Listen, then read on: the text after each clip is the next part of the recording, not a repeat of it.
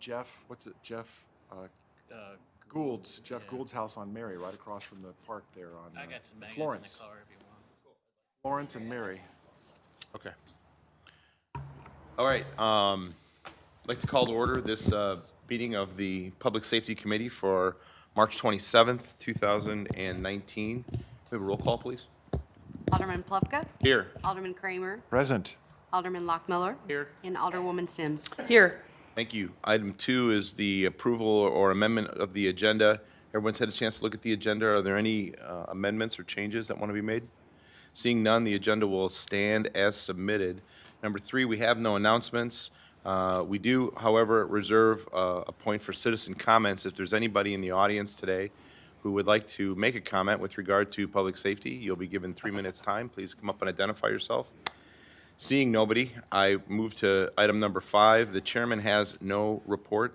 Alderman Kramer? No report at this time. Thank you. Alderman Lockmuller? Report. Thank you. Alderwoman Sims? No report. Thank you.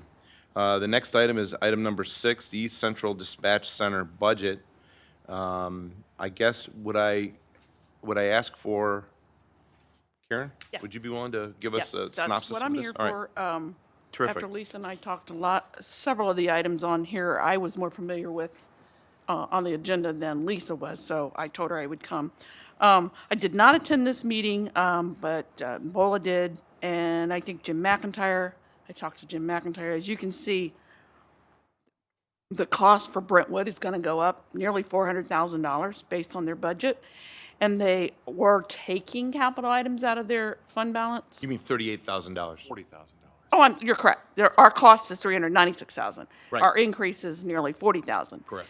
And they were taking their capital item expenses out of their fund balance, and it appears they're going to be taking it from the cities, which is probably why that increased. I don't really have anything to say about the service calls unless either one of the chiefs want to, because you did get those attached. But basically, that's this 38,891 is what we will have to work into the budget for 20. And can you remind me, or if you know, our contract was, we re-upped last year for a 3-year term. Is that accurate? Right. Okay. Right. Does anybody on the board have any questions with regard to the budget? Yes, absolutely. Yeah, absolutely.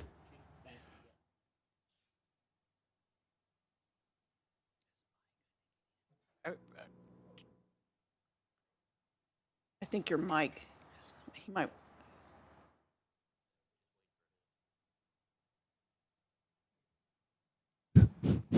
Okay. Gone. Last year, you had some concerns about special equipment you guys were looking at for the trucks. I think it was a CAD or something of that nature. Correct. When I look at these expenses, do you feel that they're setting enough aside for equipment or upgrades to equipment? And So the board accommodated a request last year we had for the Streetwise CAD project. We brought that to them as the fire chief's operational group with the support of the police chief's operational group on our behalf, requesting funding for that was not budgeted to try to fill a gap on an aging CAD system at ECDC. They granted our request, and most of the departments participating are up and running. We are.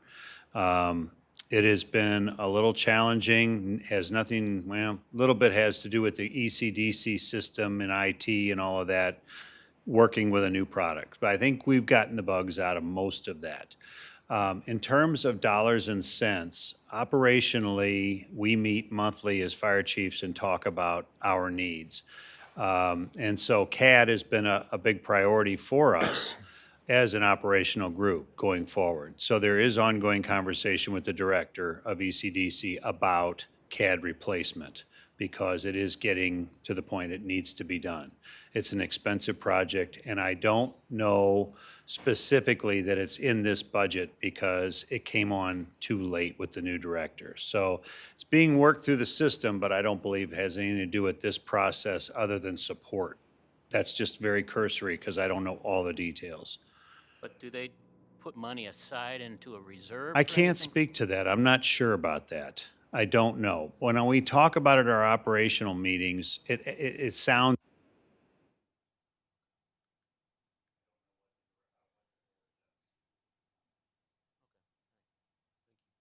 Questions? Yes. I do, Mr. Chairman, but I'm not sure exactly, in the absence of BOLA, how to direct this. So I'll just state it, and if either one of the chiefs want to answer, or Karen, if you want to say something. At the last meeting, there was note about the hiring process or a testing procedure for the new applicants who should be sufficiently qualified. And what I didn't understand fully then, and what I would like to hope to communicate now is, and we may not have any control over this, but there's also this topic of customer service on the dispatcher side and the demeanor of the dispatcher. There are some that are more customer service friendly than others, and I understand it's a tough, stressful job that I could never do myself for a long period of time. But if there is a meeting process, or if there's an opportunity to convey in feedback for this next contract round, that seems to be something that I've heard from others, that when they call, people are asked, why don't you call? Why don't you call? Call and tell them what you're seeing. Call and notify them. Call, and some people feel intimidated. And to the extent that the dispatcher can be less intimidating and more customer service friendly, I think that would be helpful.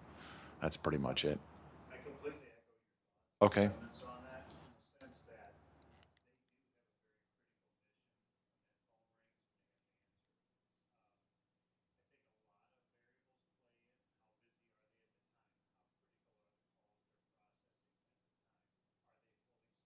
Right. there's a lot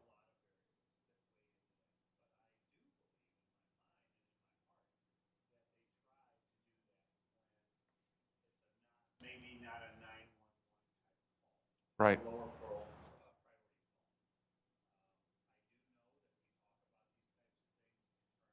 Okay. We have a resident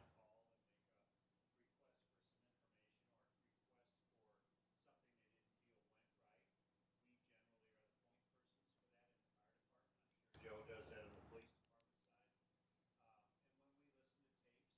There are some dispatchers that are better than others. There's no question.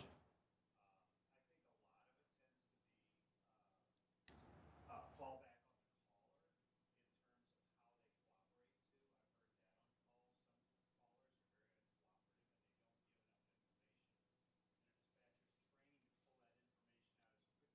Right. so they can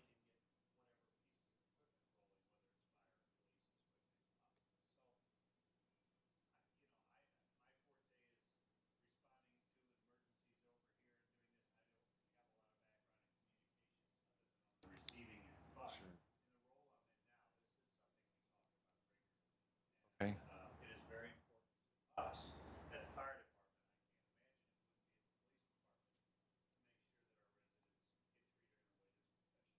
department. Okay. Thank you.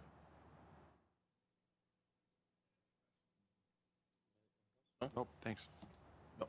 I have one question, and I think Chief Spees can answer it, actually. So there was a period of time when ECDC was billing us based on the number of clicks, the number of times that we communicated, and they picked up on it. And I noticed in this year's budget, in the calls for service, we were relatively high on administrative calls, like 11,000 of them, but those were subtracted out at the bottom of that ledger before our final number was tallied at 23,763. Is that an effort for ECDC to be somewhat receptive to the fact that we don't have any intention of wanting to get billed for stuff when a police officer says, hey, now I'm on foot, now I'm doing this, now I'm doing that, things like that? Yeah, I've actually addressed that twice myself personally, Okay, and in fact,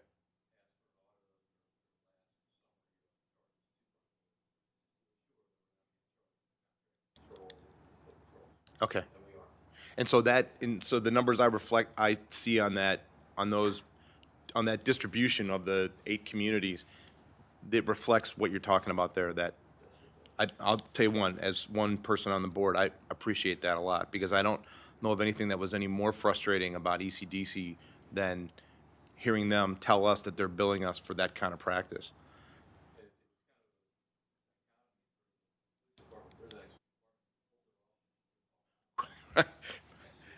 Yes. Yeah.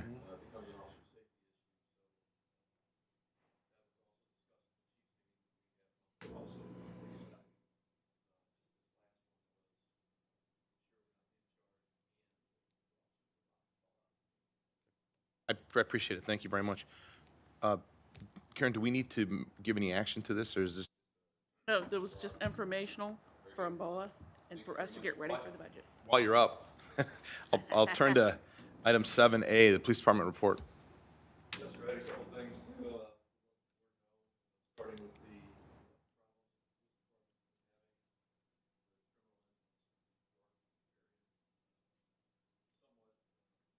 over into the area.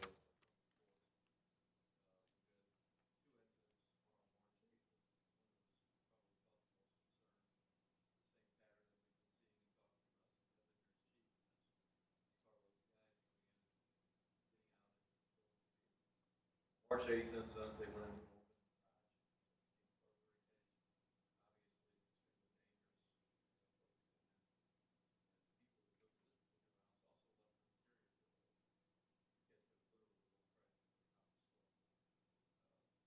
an open garage. For whatever reason, I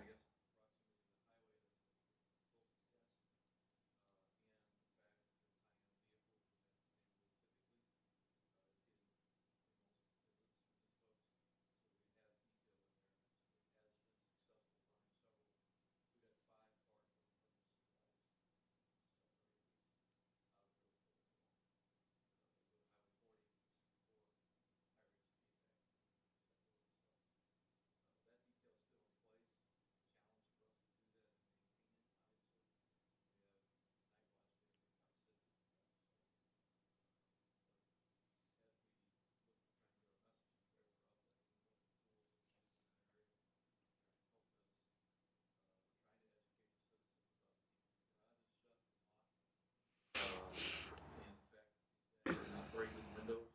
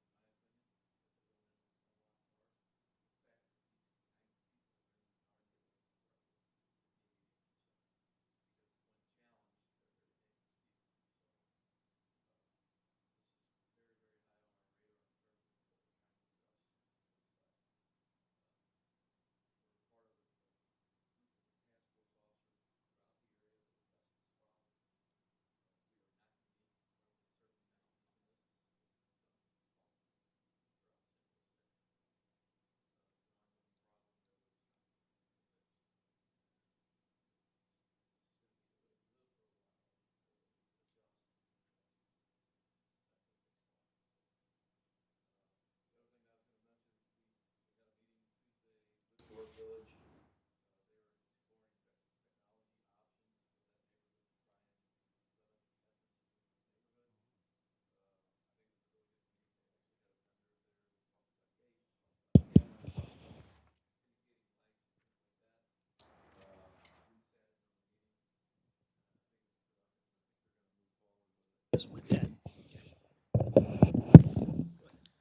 Thank you.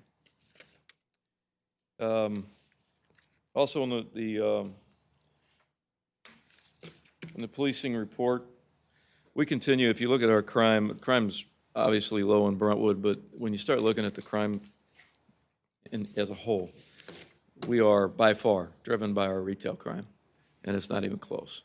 So that corridor off of Eager Road, and all of us know where the busy areas are, our officers are called into that area for shoplifting events and suspicious people, things like that. But the fact of the matter remains, based on the staffing that we're at, we don't have active patrols in those areas. So when you look at the crime in Brentwood and you start seeing what's being reported, the lion's share of our crime is retail related. And we are responding to those incidents and making arrests as needed, but we aren't in a position to be able to do anything proactive to try and stop anything in those areas. So when you start looking at the crime, and in a 3-month period, we had 58 incidents of theft that we wrote. Keep in mind, in this day and age, many of the times when loss prevention catches people, they don't even report it. They're simply released back to the sea, and hopefully they don't come back. So our retail crime is an issue for us. We're trying to get it to the point where we have these folks at the table talking about preventative measures outside of having an officer present. Well, the best deterrence to theft is to have an officer that rides at that retail area, and we don't have the people to do it, so. You want to talk about the old business with the trailer at this point, or? No, wait? let's wait on that. We got that as a separate item. If anybody in the committee has questions, go ahead. Yes, Mr. Chairman, if I could. Chief, going back to the last public safety meeting, there was this conversation about a bait car. Yes, sir. Have we had any bites on our bait car? We have not had any bites on a bait car, and it took us a little while to get the logistics worked out. Okay. The technology side of that, the first thing we tried didn't work. But Angie Hawkins, Major Hawkins, was able to, through our U.S. fleet tracking process, now we have equipment that we can use. So we are deploying it. It's a hit and miss operation, obviously. It takes about 5 seconds once the thing starts moving for us to get notified. So typically, we don't deploy the bait equipment unless there's a detail there close. So, yes, we have it. It's up and running. It's in a version of a laptop. Do you put like cash on the dashboard, or how do you, what's the scent that you put off for the? Really isn't one, other than a neighborhood like York. Your neighborhood, frankly, it's not, there's no point putting it there because Right. there's 1,500 cars in Right. the neighborhood. York, most everybody's parking in their driveways and Right. garages, right? So the bait car we can put out on the street makes it more obvious to these guys. They're not going to pass a car that's parked on the street in that neighborhood. They're at least going to open the door and look in there. Okay. So that's why we're doing it there. There are some neighbors in that subdivision that have posted videos from their own cameras, like Ring cameras and that sort of thing. I noticed, for example, some of the cameras seem to see the criminals coming and going from the garage or darting across the yard, but they don't really get the vehicle out in the street. And so I wonder if you have any comment on that type of camera.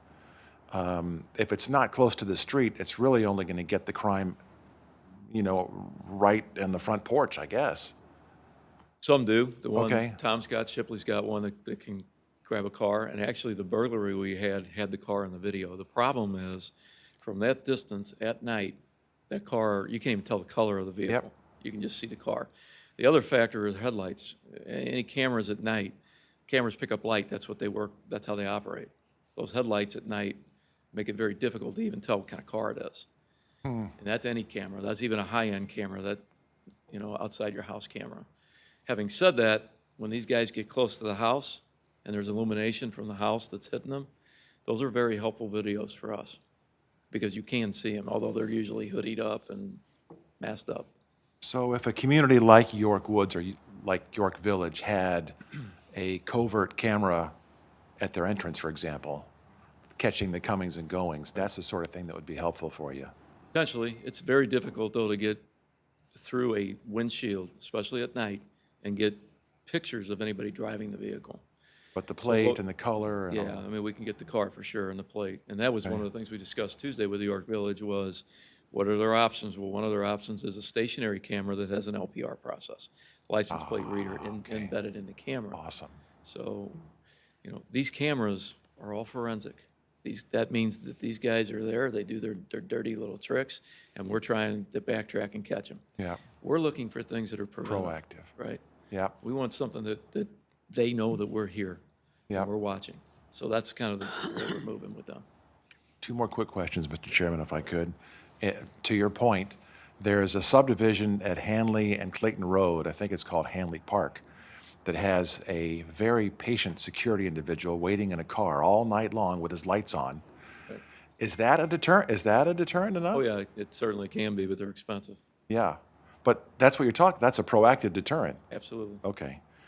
And then the last question I have for you is, I noticed, and I mentioned this to Bola here a couple months, 2 or so months ago, at the Walmart in Maplewood, they have these masked cameras that they hoist up, and they run them with the blue lights, I guess, at night on certain nights, or maybe all the week, I'm not sure.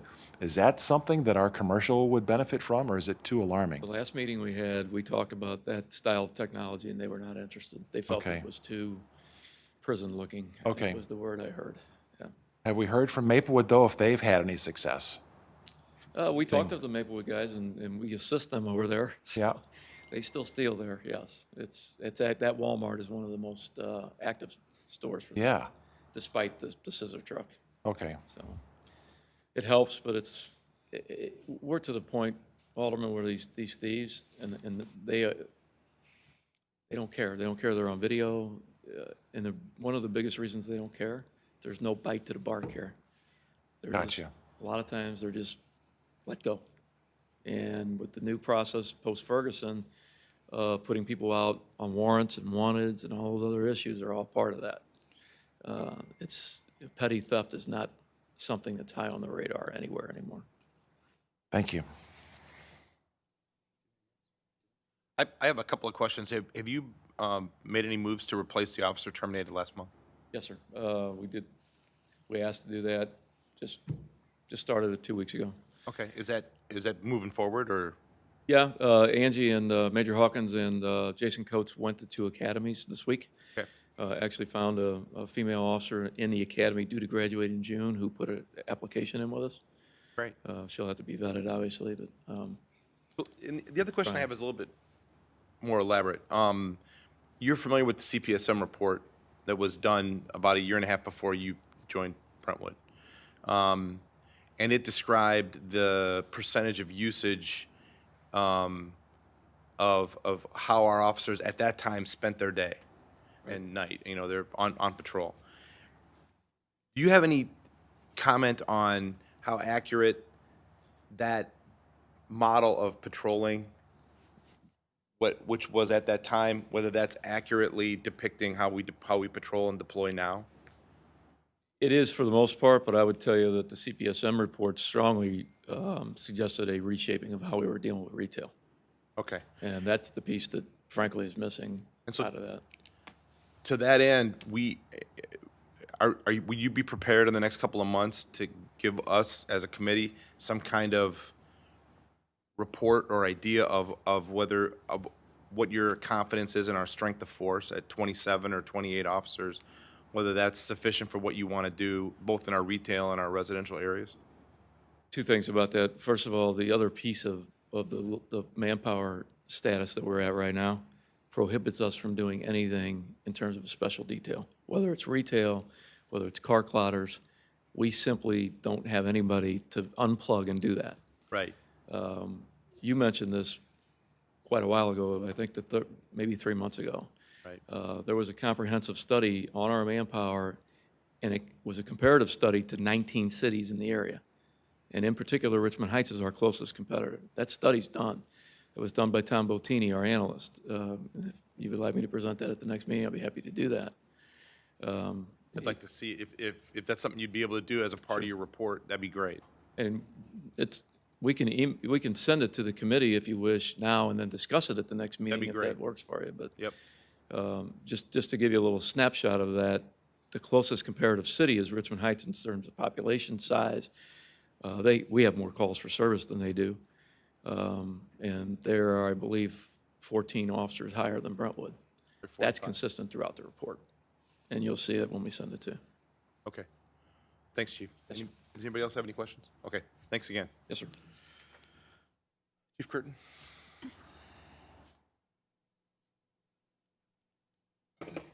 Thank you, Mr. Chairman.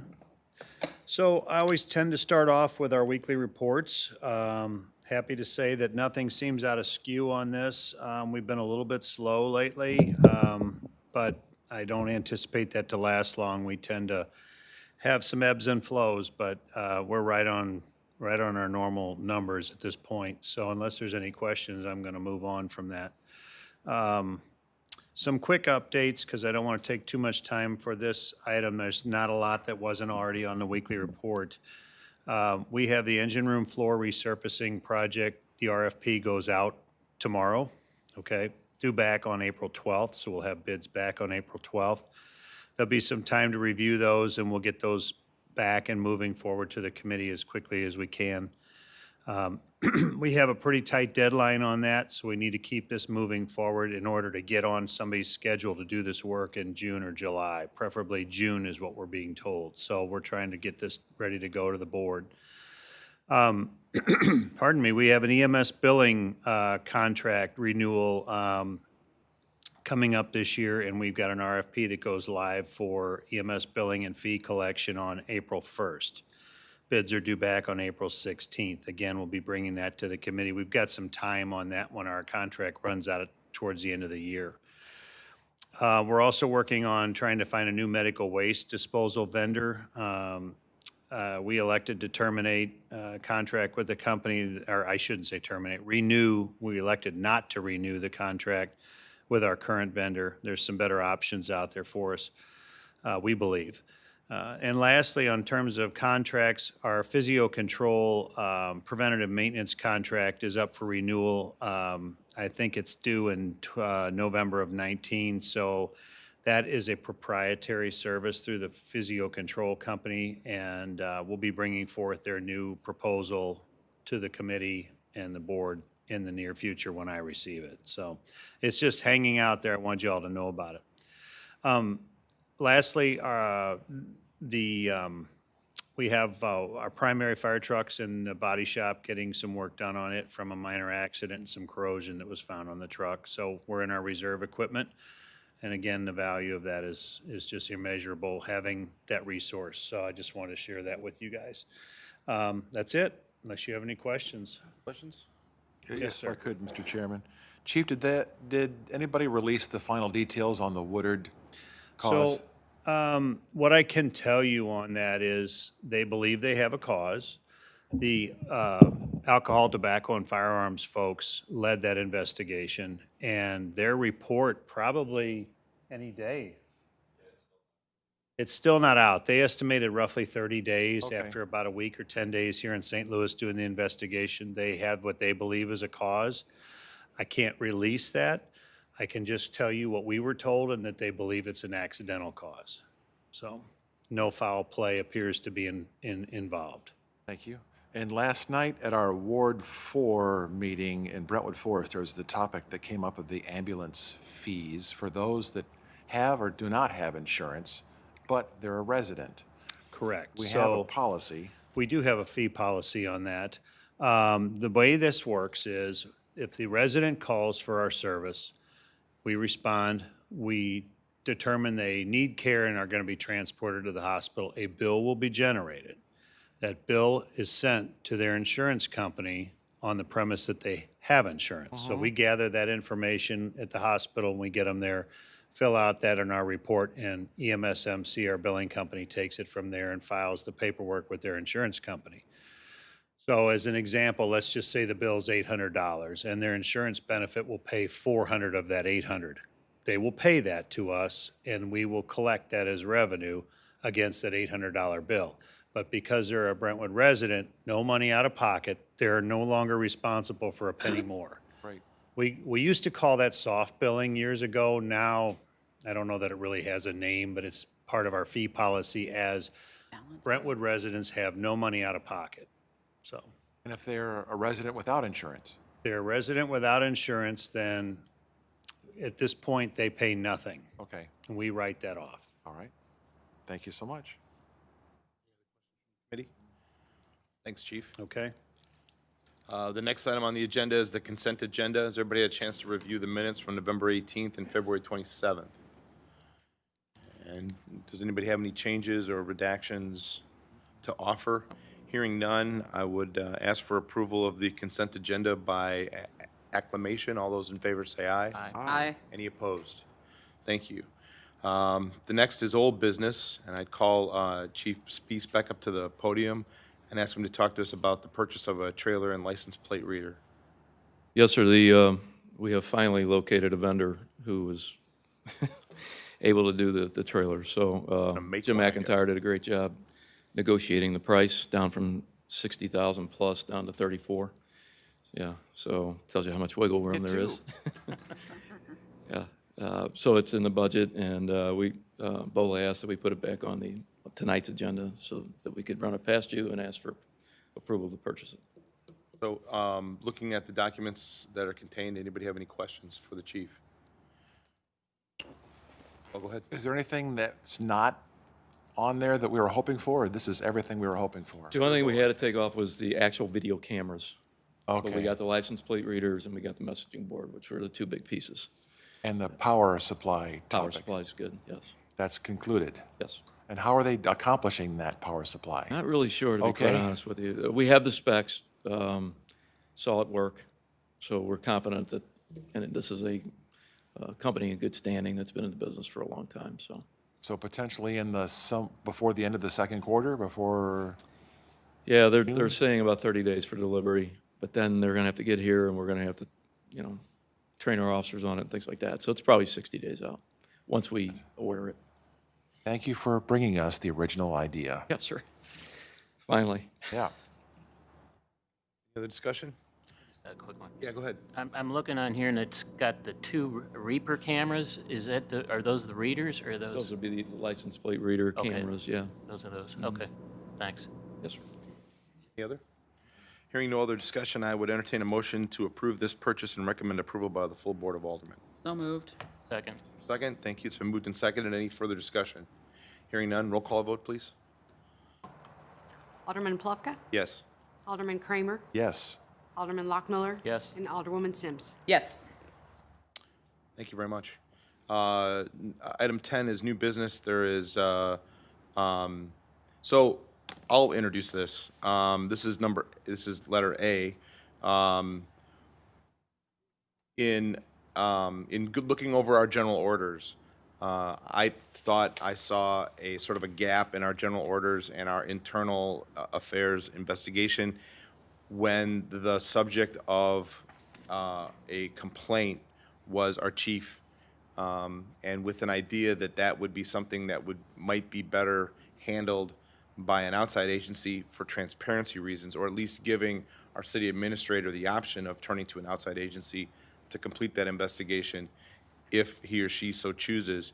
What I proposed and what I put in front of you maybe 2 or 3 weeks ago and what we're talking about tonight is a text amendment would be under Section A, subsection 6 of our standing order, General Order 1803, allegations of misconduct in internal affairs. And all it says, it's pretty self-explanatory, is it just says that in the event that the complaint is a complaint lodged against our chief, that the same officer, the internal affairs officer, who's operating as the community policing commander, would notify the city administrator, who would then decide whether to investigate it themselves, send it back to the police department for investigation, or arrange for an independent review by an investigative team from an outside law enforcement agency. I wanted to give our city administrator the options, depending on the severity of the allegation, as to whether or not to go outside, or to handle it internally, or to handle it personally. So with that, I'll open it up to discussion. Do you have any questions? I'm sorry, yeah. Did I see in the materials that the text amendment is consistent with at least how Clayton does it? The only thing I changed was they had slightly different terms for different positions than we do. And I changed it only to the extent that, also I think they referred to the city manager as a him, and I made it a neutral pronoun, so. It gender. Yeah, We right. we who have Far to more identify enlightened. with the neutral pronoun more often appreciate Right. that. Far more enlightened than our brothers and sisters over in Clayton. But no, I didn't change anything of a substance at all. I have a copy of their order if anybody wanted to look at it. Yeah, and I've got the language that we're proposing to add to it, and I was gonna, depending on what happens here, what I'd recommend is that we consider a motion to adopt this additional language. What I don't know is, does it have to go to a full board, do you think? I don't know, but I had some more questions. I Okay. don't think, sir, we Go can ahead. change that order within the police department. Okay, We can do it ourselves. This is a general order change. okay. Sunny, go ahead. I would say I generally support something like this. I mean, certainly I have full confidence in our police department to investigate issues. It's the appearance Right.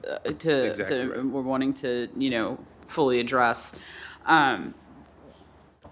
What would be the outside independent law enforcement agency? I mean, my concern is like in the worst color that could happen, the allegation is like you who you didn't apply it to the correct outside law enforcement agency, and I don't know what I know could fit into a thimble. So is there a standard that happens? Should we identify that law agency? I just, I think as long as, the policy is well, stated and we follow it, I think that I'll tell you what I nips thought a when I lot was of looking at it issues in from the bud. Clayton, and I thought about that, but I thought that depending on the type of the complaint, that if it was a complaint involving, an allegation that our chief was a terrorist, or something of a more federal nature than a local nature, that it would give our city administrator the option of forwarding it to the FBI or the ATF but what I thought would happen most normally would be it would go to St. Louis County.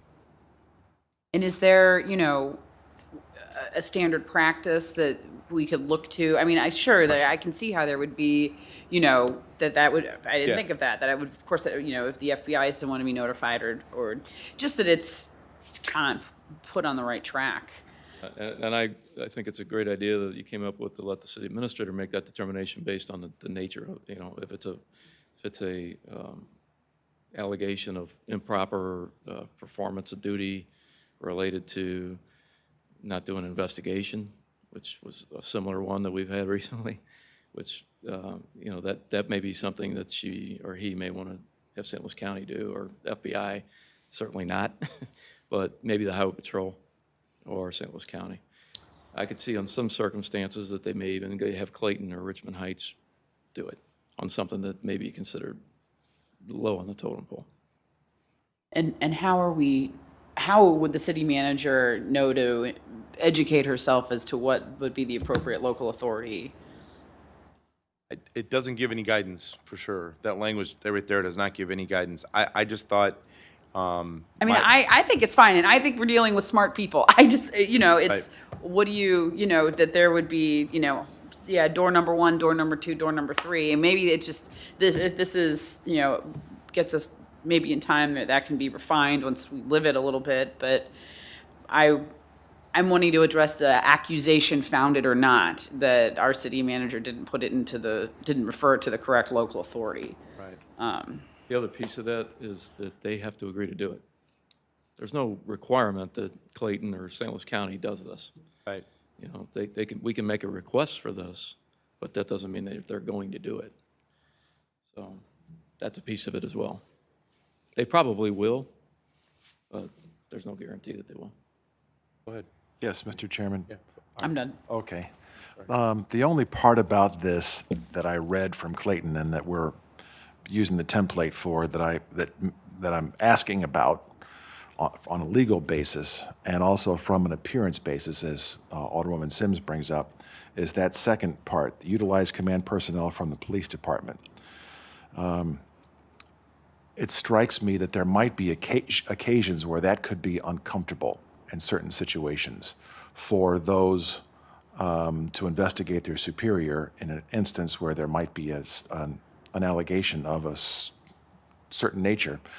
And to the extent that that were to stay in and give the latitude to the city administrator, I perceive that there is, and I don't know how many times Clayton has had to do this, for example. Have they ever used this, or how many times it's come up? But I personally would like, and I know we have 2 fine attorneys here in the room, but I would like it if we could get an opinion from our legal counsel on something like that, because it sounds as though the city administrator could end up placing the investigation in a situation of enormous complexity. I mean, Does that make sense? Yeah, and I would just, the only response I would make is that's something I thought about, but I also thought about the fact that the city administrator, part of their job is to make decisions like that and to say, given what they perceived as the seriousness of the allegation, either based on evidence or based on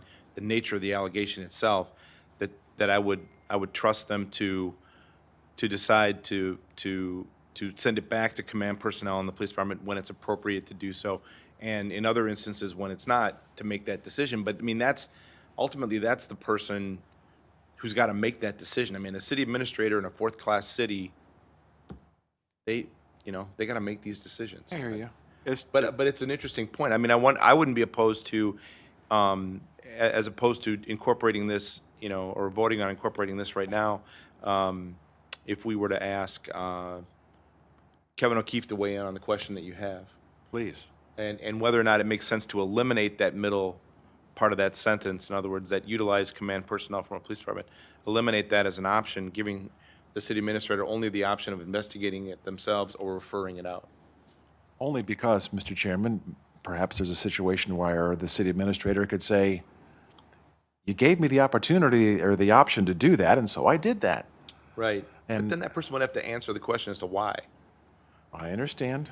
I mean, so I'll willing to be led any way here. If the committee wants to recommend to the police department that they add to General Order 1803 the language that we proposed, or if they would rather send this over to Kevin O'Keefe to look at and then come back with his recommendations and then make our vote. I'd make a motion to the latter that we Okay. send it to. Is there a Mr. second to that O'Keefe. I'll second that. Okay, it's moved and seconded. Any further discussion on referring this over to our city attorney to look at and to come back with recommendations? I would just add that I kind of like the way this is worded and keeping it broad, just not knowing the nature of the allegation that Very may good. come up. Okay, But, yeah, let's let any other discussion? Chief look at it. Roll call vote, please.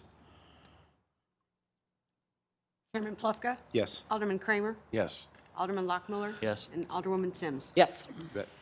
Thank you very much, and thank you, Chief.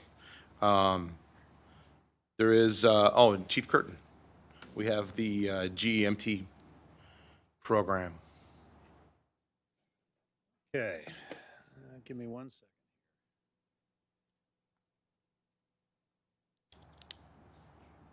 Okay, so what we have before you tonight is a request to participate in the Missouri Ground Emergency Medical Transport Program, or GEMT.